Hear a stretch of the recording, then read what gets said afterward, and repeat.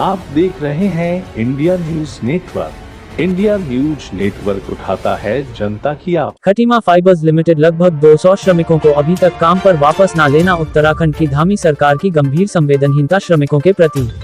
उत्तराखंड राज्य में जिला ऊधम सिंह नगर के खटीमा क्षेत्र में स्थित खटीमा फाइबर्स लिमिटेड नामक फैक्ट्री के लगभग 200 लोगों को फैक्ट्री से निकाल देना और उनके परिवारजनों का भूखमरी के कगार पर आ जाना एक बहुत बड़ी चिंता का विषय है।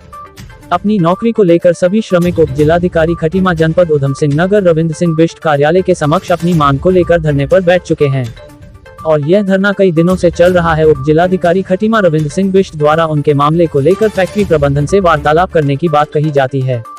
आज दिनांक 25 अप्रैल सन 2023 को श्रम विभाग से लेबर इंस्पेक्टर और एसडीएम खटीमा की उपस्थिति में वार्तालाप चली। आपको बता दें, उत्तराखंड राज्य के सर्वोच्च पद पर बैठे हुए राजनीतिक लोगों से खटीमा फाइबर्स लिमिटेड फैक्ट्री का सीधा संबंध बताया जाता है, जिस कारण खटीमा फाइबर्स लिमिटेड फैक्ट्री का प्रबंधन लगातार शोषण और श्रमिकों का उत्पीड़न करने पर उतारू है, क्योंकि इसे किसी प्रकार का भय नहीं है।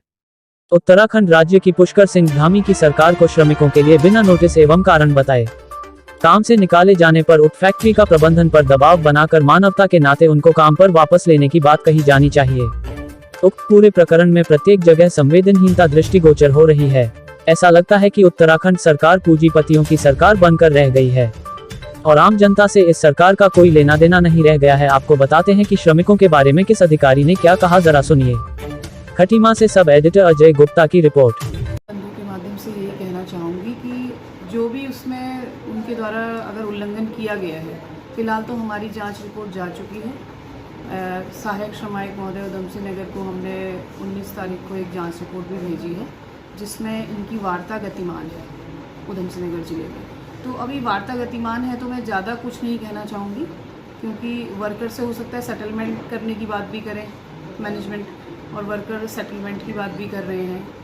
तो अभी वर्कर्स का क्या उसमें है रुझान, वो भी जानना ज़रूरी है। और जहाँ तक प्रोविडेंट फंड वाली शिकायत है, तो अगर प्रोविडेंट फंड की कोई इस तरह से उल्लंघन किया गया है तो हमने वर्कर्स को बोला है कि एक बार आप पीएफ कमिश्नर ऑफिस में भी शिकायत डाल दीजिए। और मेरी जांच रिपोर्ट में भी मैंने साफ साफ उसमें सहायक श्रमायक महोदय को भेज दिया है, जिस क्रम में उन्होंने कारखाना प्रबंधन से जांच आख्या मांगी है और कारखाना प्रबंधन से अपना जवाब मांगा है, रिकॉर्ड मांगा है। मतलब कार्रवाई अभी चल रही है, अभी गतिमान है। तो अभी कुछ कहना मुझे नहीं लगता कोई अभी इतना मैं कह पाऊँगी कुछ कि इसमें अंतिम हो क्या रहा है।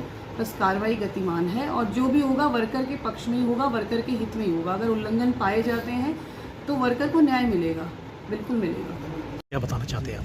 ये 17/4/2023 से इन्होंने बिना नोटिस के हम सभी को खटीमा फाइबर वाले ने निकाला गया है, जिसके उसमें हमने लेबर इंस्पेक्टर को ज्ञापन दिया है और फिर 18 तारीख को हमने एसडीएम साहब को ज्ञापन दिया। इसके बाद भी हमारा कुछ नहीं हुआ, अभी तक जो हमारी मांगे कुछ नहीं हुआ। फिर अभी 21 तारीख को हमने एसडीएम साहब को रिमाइंडर दिया है।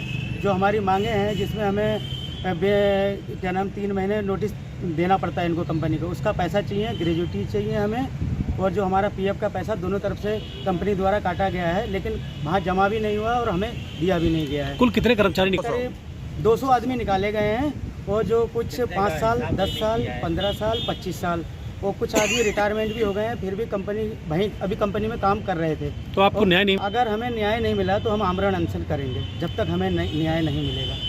मेरा नाम अखिलेश कुमार कश्यप। खटीमा फाइबर्स कंपनी के जो कर्मचारी वो लगातार 2 दिन से हमारे यहाँ पर तहसील में धरना दे रहे हैं। उनकी शिकायत ये है कि फैक्ट्री मालिक द्वारा और प्रबंधन द्वारा उनको बिना नोटिस के काम से निकाल दिया गया।